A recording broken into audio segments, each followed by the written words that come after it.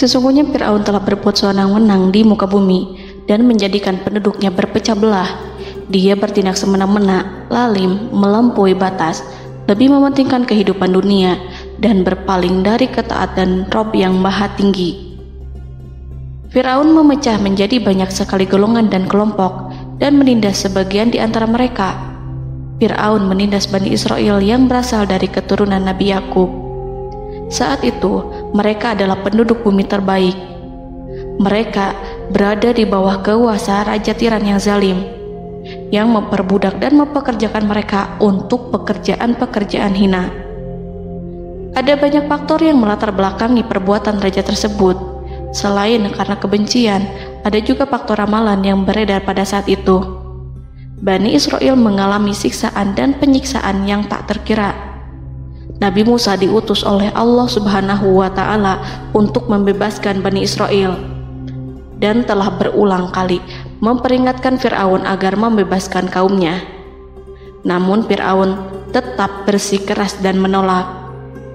Suatu hari Allah Subhanahu wa Ta'ala memerintahkan Nabi Musa untuk kembali kepada Fir'aun dan menunjukkan mukjizat. Di sana Nabi Musa menunjukkan beberapa mukjizat, termasuk mengubah tongkatnya menjadi ular raksasa dan di tangannya mengeluarkan cahaya. Namun Fir'aun tetap ingkar, dan dari situlah awal mula kehancuran Fir'aun dan pengikutnya. Tentang bagaimana detail kisah lengkapnya serta kelanjutan nasib Fir'aun, dari mana awal mula keangkuhan Fir'aun sampai mengakui dirinya sebagai Tuhan, serta dari mana sumber kekayaan Fir'aun yang sampai penasihatnya saja Qorun bisa membangun istana megah, akan dibahas lengkap di sini.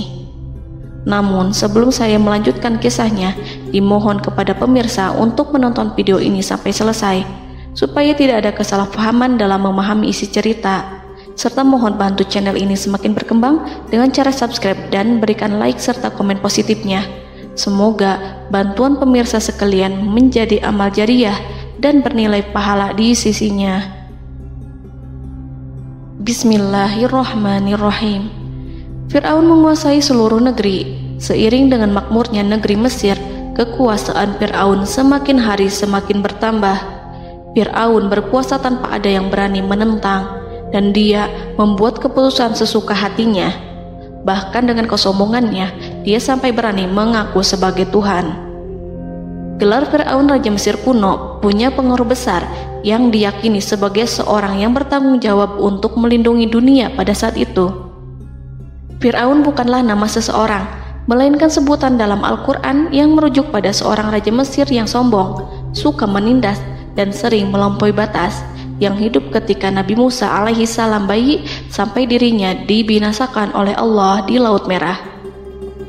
Fir'aun merupakan sebuah gelar bagi raja-raja Mesir yang muncul di era New Kingdom.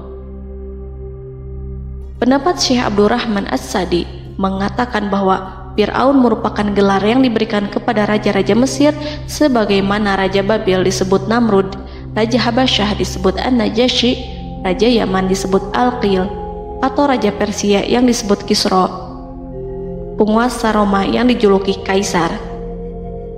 Sebutan Fir'aun dalam Al-Quran ini menjurus pada Raja Mesir yang hidup pada tahun 1527 sampai 1407 sebelum Masehi. Fir'aun dikhususkan untuk menyebut penguasa Mesir yang membangkang dan tidak beriman kepada Allah Subhanahu wa Ta'ala, sedangkan yang beriman kepadanya dikenal dengan nama Malik, yang saat itu hidup di zaman Nabi Yusuf alaihi salam. Sebagian ahli sejarah mengatakan bahwa penguasa Mesir pada masa Nabi Yusuf disebut Al-Malik atau Raja, tidak disebut Fir'aun, karena kedua penguasa ini berbeda asal daerahnya. Penguasa Mesir pada masa Nabi Yusuf berasal dari Mesir pesisir, sehingga mudah untuk menerima perubahan. Sedangkan Fir'aun pada masa Nabi Musa berasal dari pedalaman Mesir yang mempunyai watak dan karakter keras serta kolot, dan tidak mudah menerima orang-orang di luar kalangan mereka. Dari keterangan di atas dipahami kenapa penguasa Raja Mesir pada masa Nabi Yusuf percaya kepada Nabi Yusuf dan mengikuti agama Nabi Yusuf, yaitu Islam. kemudian diikuti oleh rakyatnya. Sebagian ahli sejarah menyamakan Fir'aun dengan Mas'ab ibnu Royan. Ada pula yang menyatakan bahwa Fir'aun anaknya Walid ibnu Mas'ab ibnu Royan dari salah satu kaum Ad. Para Fir'aun Mesir kuno memperoleh kekayaan dan membangun kerajaan mereka yang megah melalui berbagai sumber. Beberapa sumber utama kekayaan dan pembangunan kerajaan Fir'aun adalah sumber daya alam. Mesir kuno diberkati dengan sumber daya alam yang melimpah, termasuk emas, tembaga, dan batu mulia yang ditambang dari wilayah gurun dan lembah. Sungai Nil juga menyediakan tanah yang subur untuk pertanian yang menjadi dasar ekonomi Mesir kuno. Air yang sangat penting ini memungkinkan kota-kota tumbuh di tengah gurun. Lonjakan air dan nutrisi itu mengubah lembah Nil menjadi tanah pertanian yang produktif. Menurut Organisasi Pangan dan Pertanian PBB, petani Mesir kuno adalah salah satu kelompok pertama yang melakukan pertanian dalam skala besar, menanam tanaman makanan seperti gandum, serta tanaman industri seperti rami untuk membuat pakaian. Sungai Nil mengalir ke utara sejauh 4.160 mil dari timur tengah Afrika ke Laut Tengah, yang memberikan Mesir kuno tanah subur dan air untuk irigasi. Untuk memaksimalkan pemanfaatan air Sungai Nil, petani Mesir kuno mengembangkan sistem irigasi cekungan. Mereka membangun jaringan tanggul berbahan tanah untuk membentuk cekungan. Kemudian mereka menggali saluran untuk mengarahkan air banjir ke dalam cekungan, di mana air akan menggenang selama sebulan hingga tanah jenuh dan siap untuk ditanami. Selain itu, Sungai Nil dapat dimanfaatkan untuk mengangkut material proyek-proyek konstruksi. Untuk mendapatkan manfaat dari Sungai Nil, orang yang tinggal di tepi sungainya harus mencari cara mengatasi banjir tahunan sungai ini. Untuk memprediksi apakah mereka akan menghadapi banjir yang bisa mengakibatkan panen buruk, orang Mesir kuno membangun nilometer atau pilar batu dengan tanda menunjukkan tingkat air. Mereka mengembangkan keterampilan dan teknologi baru dari pertanian hingga pembuatan perahu dan kapal. Sungai Nil juga merupakan rute transportasi penting karena memainkan peran sentral dalam peradaban Mesir kuno. Orang Mesir menjadi ahli dalam membangun perahu dan kapal untuk mengangkut berbagai barang, termasuk ternak, sayuran, ikan, roti, dan kayu. Mesir kuno memiliki perdagangan yang berkembang dengan wilayah Afrika Timur dan Tengah serta Mediterania Timur. Perdagangan ini tidak hanya mencakup barang-barang mewah, tetapi juga bahan pangan dan bahan baku. Fir'aun juga memiliki semua tanah di Mesir dan mengumpulkan pajak dari rakyatnya. Raja Fir'aun juga memperlakukan rakyat dengan kejam tanpa belas kasihan. Ia memeras pajak yang tinggi dan menjadikan kaum Bani Israel sebagai budak kerajaan. Mereka juga menerima upeti dari negara-negara yang dikalahkan atau ingin menjaga hubungan baik dengan Mesir. Bahkan Fir'aun juga memiliki proyek konstruksi untuk membangun struktur megah seperti piramida, kuil, dan monumen yang tidak hanya menunjukkan kekuasaan dan kekayaan mereka, tetapi juga berfungsi sebagai pusat administrasi dan agama. Proyek-proyek ini seringkali menggunakan tenaga kerja dari rakyat yang bekerja selama musim banjir. Kekayaan dan kerajaan megah Fir'aun merupakan hasil dari pengelolaan sumber daya yang efisien, eksploitasi sumber daya alam, dan kebijakan ekonomi yang cerdas. Ini semua mencerminkan kemajuan teknologi, organisasi sosial, dan kekuatan politik Mesir kuno. Kekayaan para Fir'aun Mesir kuno memang sangat luar biasa dan telah menjadi topik penelitian dan kekaguman selama berabad-abad. Fir'aun juga dikenal karena kehidupan mewah mereka. Sebagai penguasa Mesir kuno, Fir'aun hidup dengan kekayaan dan kemewahan yang hampir tak terbayangkan, yang mencerminkan kekuasaan dan status mereka. Mereka menghiasi diri mereka dengan aksesoris yang rumit dan gemerlap, serta mengenakan simbol otoritas dan kekuasaan tradisional. Dan Allah memberikan kepada Fir'aun berupa istidratuhul afiyah, yakni hidup sekian lama tanpa pernah merasakan sakit. Allah Subhanahu wa Ta'ala mengaruniai Fir'aun untuk bisa hidup selama 400 tahun tanpa sakit. Tentu hal tersebut sudah menjadi kehendak Allah Subhanahu wa Ta'ala, maka tidak ada satupun manusia yang bisa menghalangi, bahkan bagi seorang Fir'aun sekalipun yang terkenal dengan kezalimannya. Namun dengan karunia-Nya yang diberikan Allah tersebut bukannya menjadikan Fir'aun sebagai manusia yang bersyukur, tetapi malah membangkitkan kesombongan dan kesesataannya. Dan puncak kesombongan Fir'aun juga dicatat Al-Quran sebagai penguasa tangan besi dan manusia yang pernah mengaku Tuhan. Aku adalah Tuhan kalian yang maha tinggi. Quran Surat An-Najiat ayat 24. Fir'aun hidup selama 446 tahun.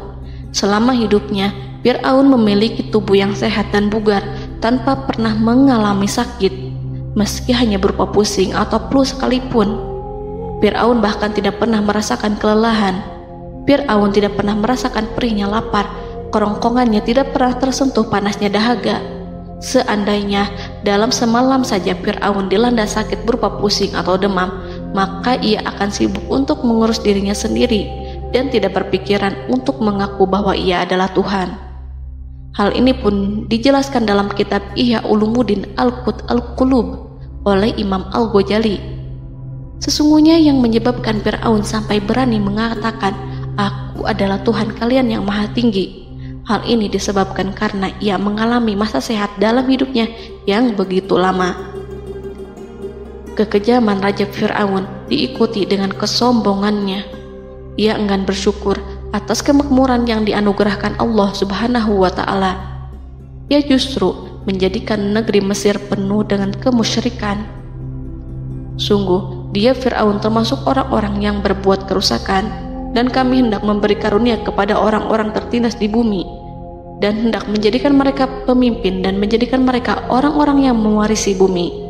Dan kami teguhkan kedudukan mereka di bumi, dan kami perlihatkan kepada Fir'aun dan Haman bersama bala tentaranya apa yang selalu mereka takutkan dari mereka. Surat Al-Qasas ayat 1-6.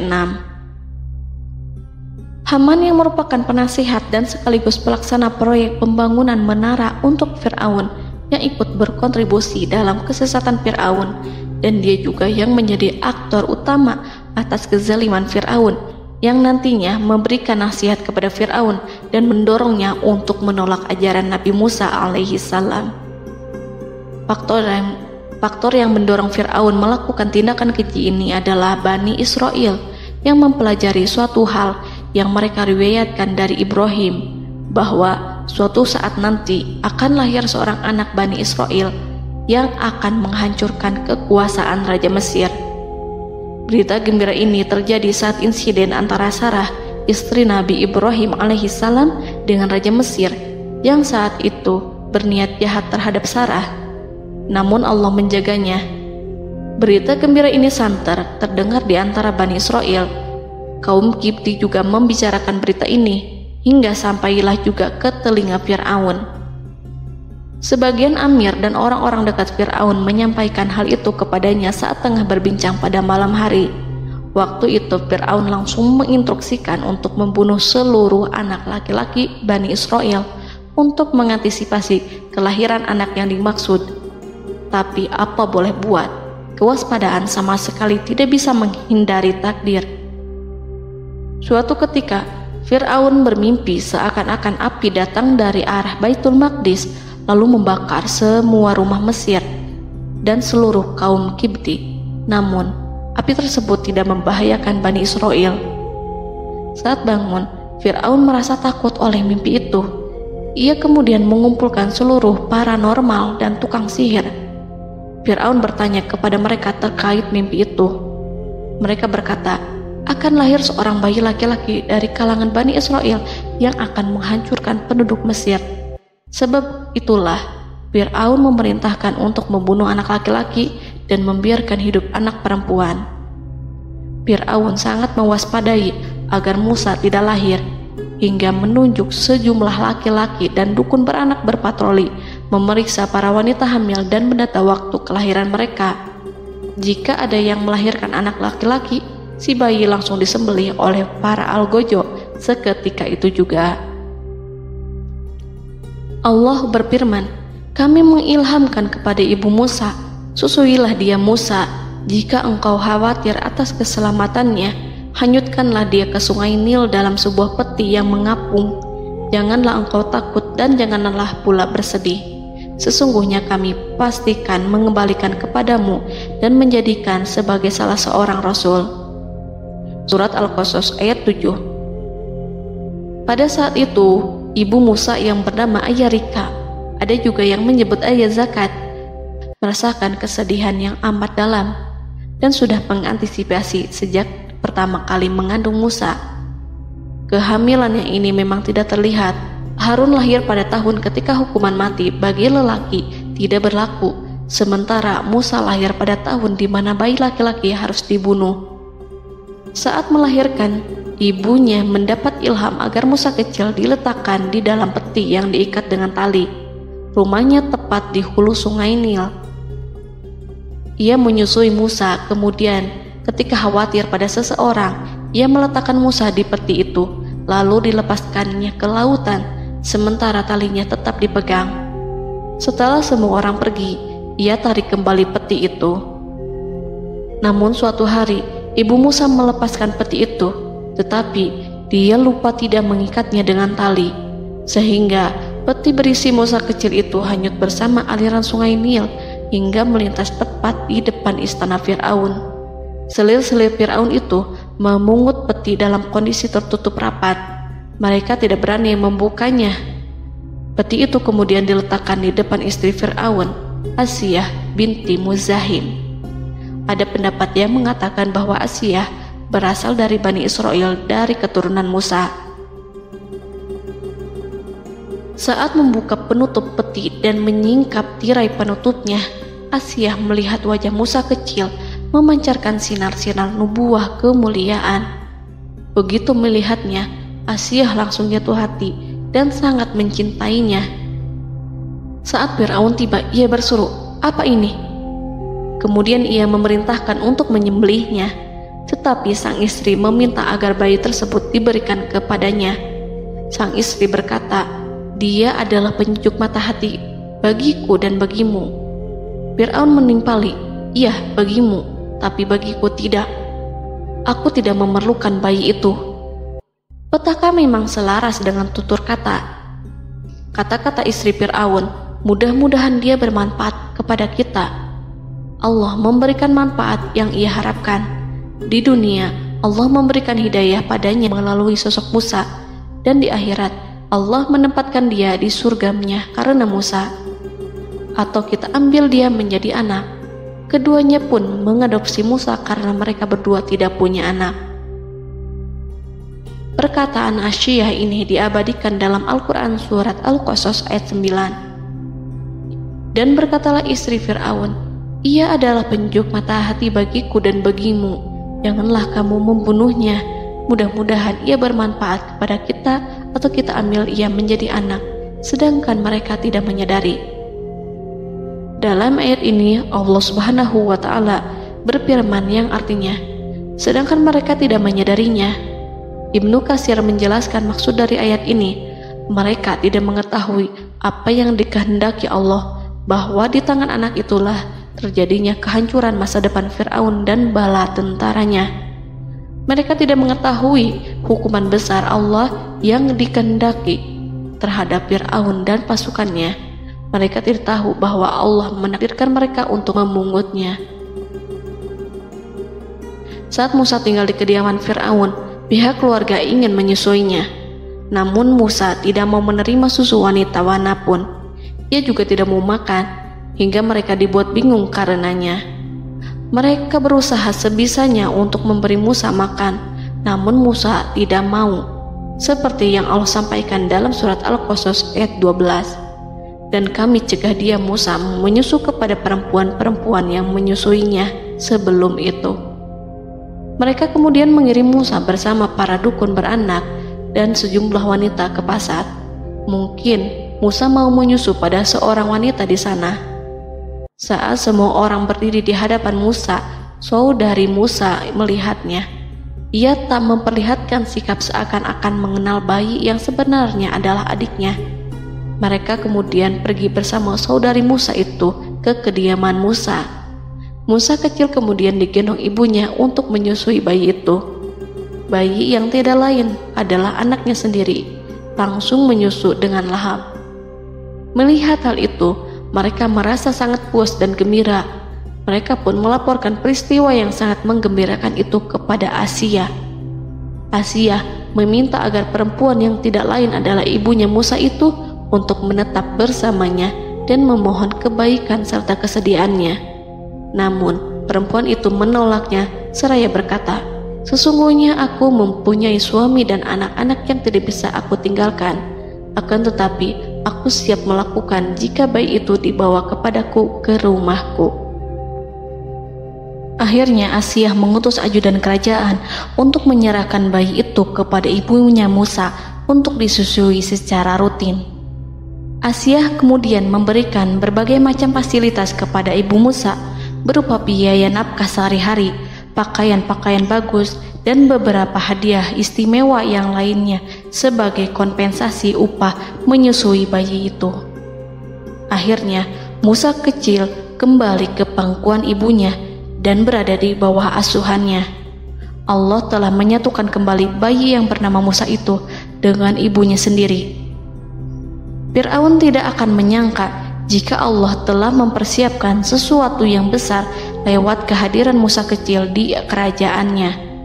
Sang raja bengis lagi terpedaya oleh banyaknya pasukan yang dimiliki, kekuasaan, dan luasnya kerajaan yang maha agung yang tak terkalahkan, dan takdirnya tak bisa ditentang.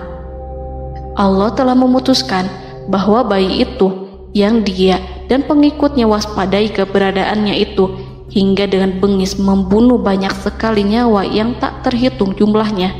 Padahal anak tersebut justru tumbuh dewasa di kediamannya, di atas kasurnya, memakan makanannya, dan meminum yang ada di rumahnya.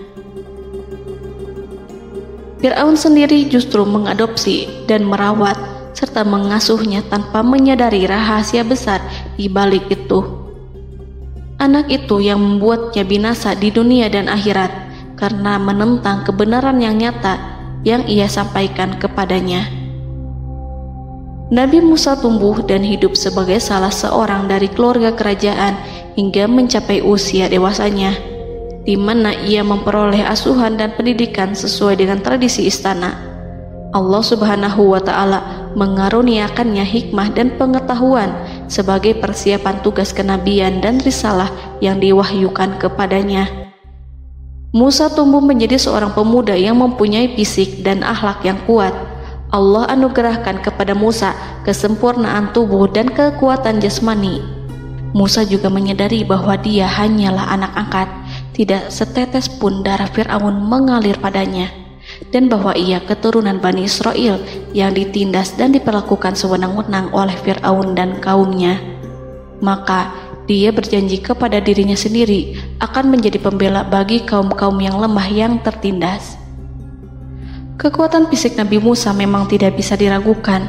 Itu terbukti pada saat Nabi Musa mampu mengangkat batu penutup sumur seorang diri, padahal batu itu hanya bisa diangkat oleh 10 orang laki-laki. Peristiwa kedua saat perkelahian antara Bani Israel dan orang Kipti atau kaumnya Fir'aun, suku asli Mesir. Saat orang Israel meminta pertolongan kepada Musa untuk mengalahkan orang Kipti, Musa menghampiri orang Kipti tersebut. Dengan tangan terkepal, Musa meninju orang Kipti dan matilah musuhnya itu. Orang Kipti hanya mati karena pukulan itu. Musa tidak sengaja dan tidak bermaksud untuk membunuh orang Kipti. Musa hanya berniat membuatnya jera. Dan karena peristiwa itulah Nabi Musa pergi meninggalkan Mesir karena Musa takut terhadap Fir'aun dan tentaranya yang akan membunuhnya. Karena jika mereka tahu bahwa Musa membunuh orang Kipti demi membela salah seorang Bani Israel, akan membuat Fir'aun dan pengikutnya mencurigai bahwa Musa memang berasal dari Bani Israel, dan pada akhirnya akan memicu sebuah permasalahan besar. Dan pada waktu yang sudah ditentukan oleh Allah, sekitar 10 tahun Nabi Musa meninggalkan Mesir. Pada akhirnya Allah mengamanahkan dia sebagai seorang rasul. Allah anugerahkan kepadanya hikmah kenabian dan pengetahuan di usia 40 tahun. Allah perintahkan Musa kembali ke Mesir untuk menghadapi Fir'aun dan mengajak dia mengakui Tuhan semesta alam. Tugas ini penuh dengan bahaya, mungkin bisa membuat Musa kehilangan nyawa, tetapi menuruti perintah Allah itu mutlak baginya. Ditemani oleh saudaranya Harun untuk membantunya membenarkan perkataannya.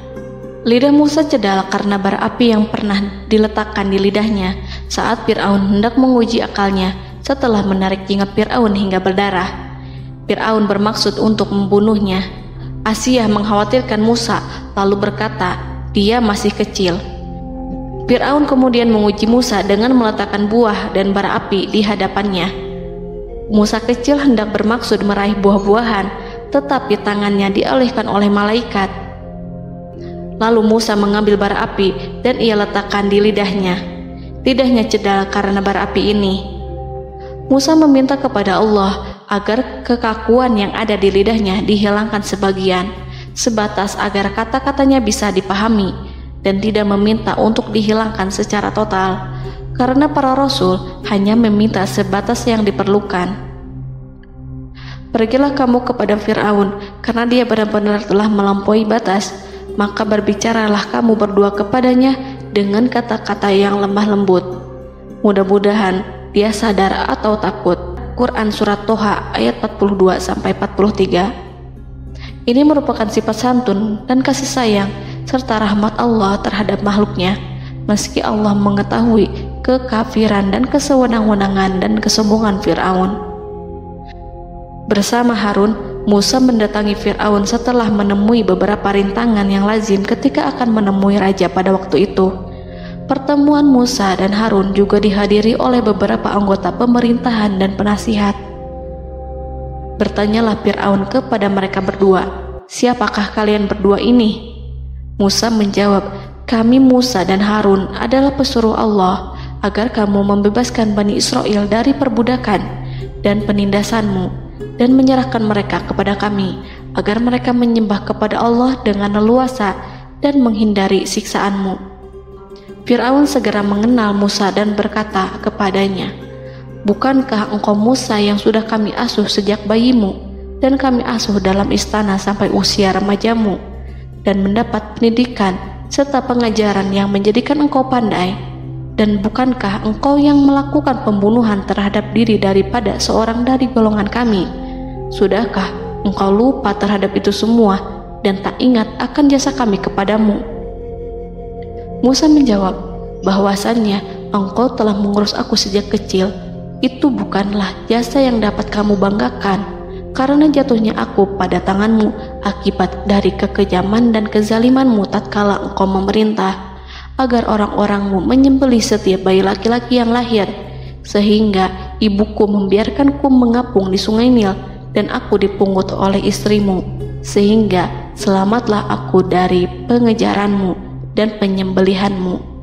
Dan kebaikan yang engkau sebutkan itu sebanding dengan perlakuanmu terhadap sebuah suku bangsa besar, yaitu Bani Israel secara keseluruhan, karena engkau telah menindas dan menjadikan mereka budak-budak untuk melayanimu. Dan mengenai pembunuhan itu merupakan kehilafanku, lalu aku lari darimu karena aku takut kepadamu. Namun peristiwa itu merupakan rahmat dan hikmah yang terselubung bagiku, sebab dalam perantauanku setelah aku melarikan diri dari negerimu ini, Allah Subhanahu wa Ta'ala mengaruniakanku dengan hikmah ilmu dan mengutus aku sebagai rasul. Maka dalam rangka tugasku sebagai rasul, datanglah aku kepadamu atas perintah Allah untuk mengajak engkau dan kaummu untuk menyembah Allah dan meninggalkan kezaliman serta penindasanmu terhadap Bani Israel yang kau pekerjakan dan perbudak mereka untuk melakukan pekerjaan dan melayanimu. Fir'aun bertanya, siapakah Tuhan yang engkau sebut-sebut itu, hai Musa? Adakah Tuhan di atas bumi ini selain aku yang patut disembah dan dipuja? Musa menjawab, ya, yaitu Tuhanmu dan Tuhan nenek moyangmu, serta Tuhan alam semesta. Fir'aun bertanya, siapakah Tuhan alam semesta itu? Musa menjawab, ialah Tuhan langit dan bumi, dan segala yang ada di langit dan di bumi. Berkatalah Fir'aun kepada para penasehatnya dan para pembesarnya, sesungguhnya Rasul yang diutus kepada kamu ini adalah seorang yang gila. Kemudian ia balik bertanya kepada Harun dan Musa, siapakah Tuhan kamu berdua? Akulah Tuhanmu yang paling tinggi. Surat An-Najiat ayat 23-24. Dan Fir'aun berkata, wahai para pembesar kaumku, aku tidak mengetahui ada Tuhan bagimu selain aku. Quran Surat Al-Qasas ayat 38. Fir'aun menentang, padahal ia tahu bahwa ia adalah hamba yang diatur, dan Allah lah yang menciptakan dan memberi bentuk rupa. Dan mereka mengingkarinya karena kezaliman dan kesombongannya, padahal hati mereka meyakini kebenarannya. Maka perhatikanlah bagaimana kesudahan orang-orang yang berbuat kerusakan. Quran Surat An-Naml ayat 14. Fir'aun beralih memakai kekuasaan dan wibawa yang ia miliki. Fir'aun berkata, jika engkau menyembah Tuhan selain aku akan memasukkanmu ke dalam penjara. Musa berkata, apakah engkau akan melakukan itu sekalipun aku tunjukkan kepadamu suatu bukti yang nyata? Fir'aun menjawab, tunjukkanlah sesuatu yang nyata itu. Maka Musa melemparkan tongkatnya. Tiba-tiba tongkat itu menjadi ular besar, dan Musa mengeluarkan tangan dari dalam bajunya. Tiba-tiba tangan itu menjadi putih bercahaya. Saking ketakutannya hingga membuat Fir'aun terkena diare. Dalam sehari lebih dari 40 kali buang air. Namun Fir'aun sebagai raja yang mengaku Tuhan tentu tidak akan begitu saja menyerah kepada Musa, walaupun telah diperlihatkan 2 mukjizat.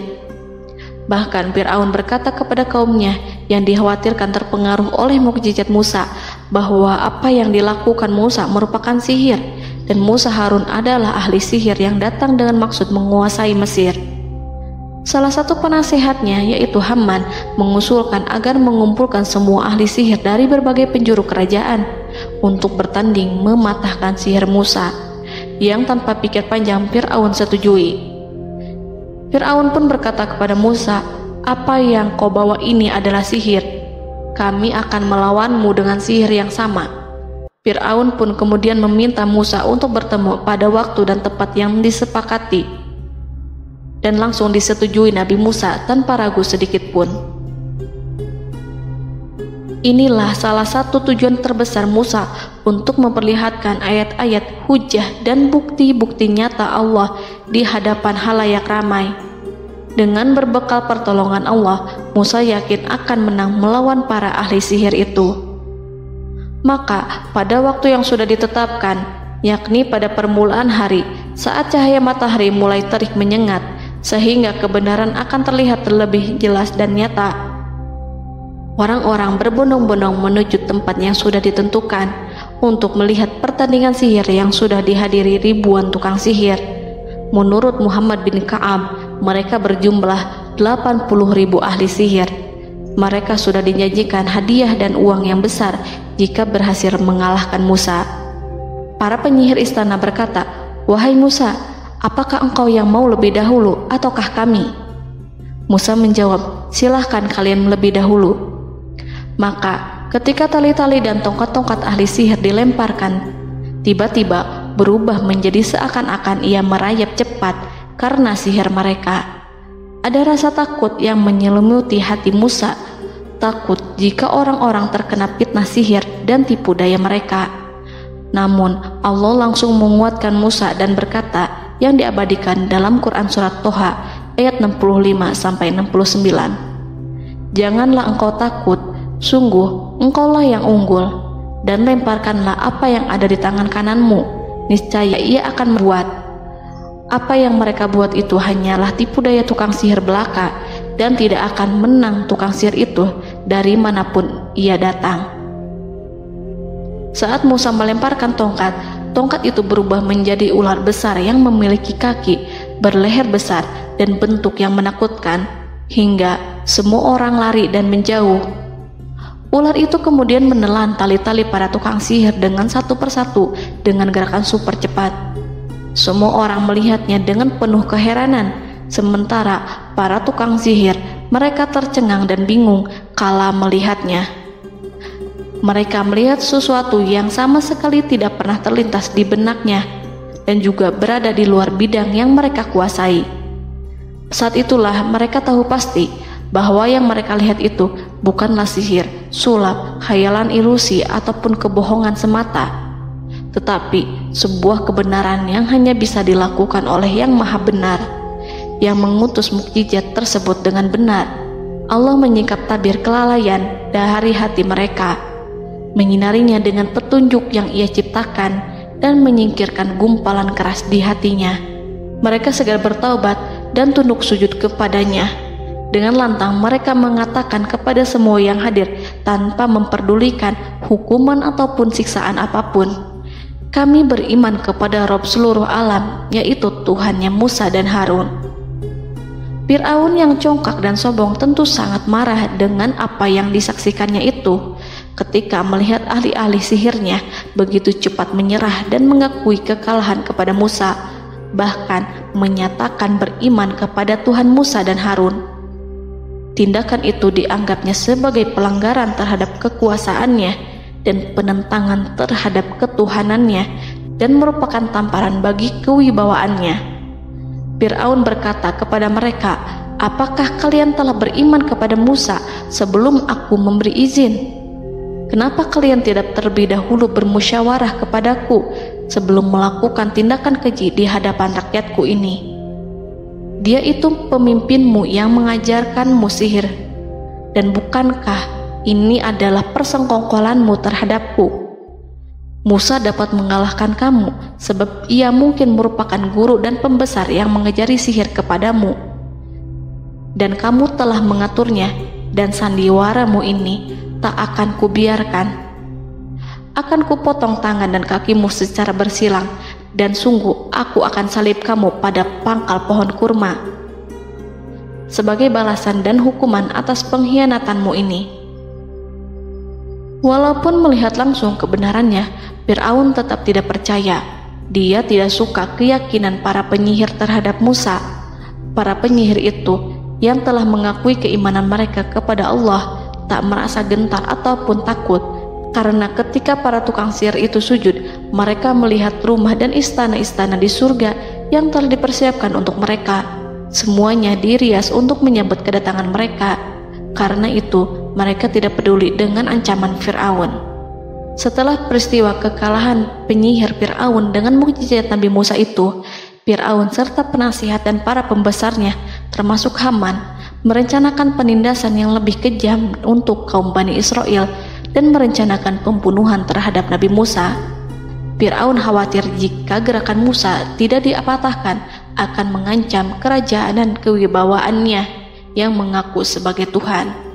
Walaupun sudah diingatkan oleh orang mukmin dari kalangan keluarga Fir'aun agar tidak membunuh Nabi Musa dan menyeru kembali menuju jalan yang benar dan mengingatkan kepada akibat yang buruk yang akan didapati nanti, namun Fir'aun dan penasihatnya tetap berada pada kesesatan.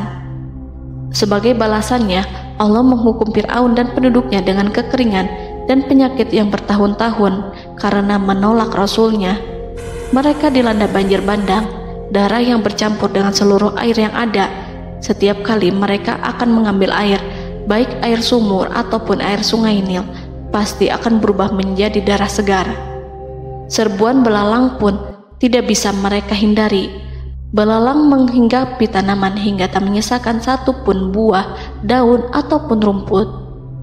Serangan hama dan wabah katak juga mengerumuni mereka hingga berjatuhan di makanan, wadah-wadah, sampai-sampai ketika ada yang membuka mulut untuk makan ataupun minum, pasti ada katak yang jatuh di situ. Semua hukuman itu hanya menimpa Fir'aun dan pengikutnya, sama sekali tidak menimpa Nabi Musa dan Bani Israel. Namun mereka tidak belajar ataupun berubah, mereka tetap saja kafir dan hanyut dalam kejahatan. Setiap kali Allah timpakan hukuman kepada Fir'aun dan pengikutnya, mereka bersumpah dan berjanji kepada Musa untuk beriman.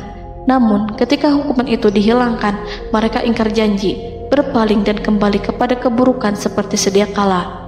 Dari semua penderitaan ini, Allah perintahkan Musa membawa pengikutnya keluar dari Mesir, memulai perjalanan berbahaya antara hidup dan mati. Setelah mengetahui keberangkatan Nabi Musa dan Bani Israel, Fir'aun bersama tentaranya bergerak untuk membantai mereka.